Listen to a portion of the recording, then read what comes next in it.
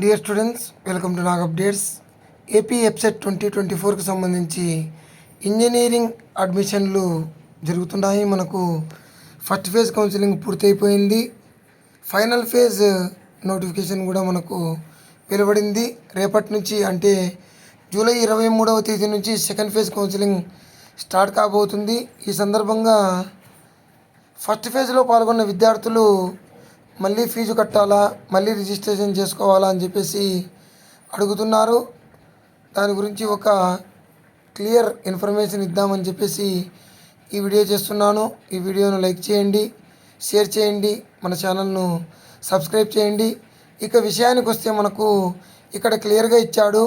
Qualified and eligible candidates of AP EAPCET 2024 who have participated in first phase counseling are informed to exercise their options afresh for the leftover seats now available and consequential vacancies that may arise in the process of allotment.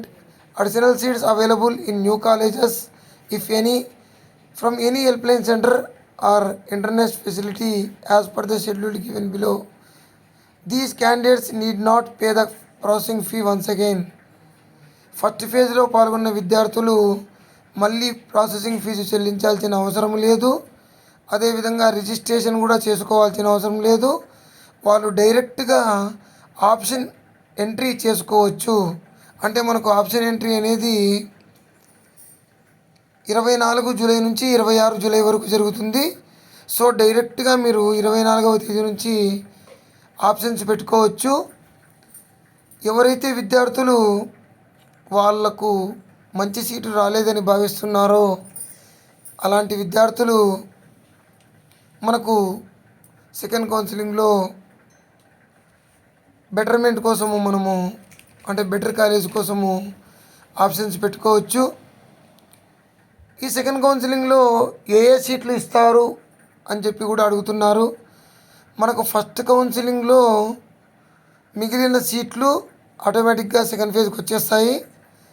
అంతేకాకుండా second phase కౌన్సిలింగ్లో ఏవైనా అంటే మనకు first phase కౌన్సిలింగ్లో ఒక కాలేజీలో చేరిన విద్యార్థి వేరొక కాలేజీకి వెళ్ళడం వల్ల ఖాళీ అయిన సీట్లు, ఆ సీట్లు కూడా మనకు ఇస్తారు.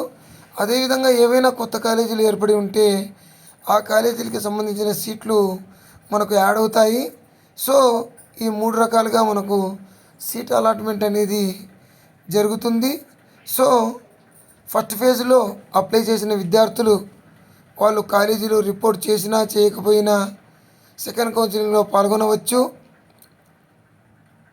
అదేవిధంగా ఎవరైతే విద్యార్థులు ఫస్ట్ ఫేజ్లో పాల్గొనలేదో అలాంటి విద్యార్థులు ఇప్పుడు రిజిస్ట్రేషన్ చేసుకొని ఫీ పేమెంట్ చేసి ఆన్లైన్లో సర్టిఫికేట్ వెరిఫికేషను చేసుకోవాల్సి ఉంటుంది. సో ఇది మనకు ఎవరెవరు ఈ సెకండ్ ఫేజ్ కౌన్సిలింగ్లో ఏమేమి చేయాలనే విషయాలు. All the best to you. Please like, share and subscribe my channel. Thank you.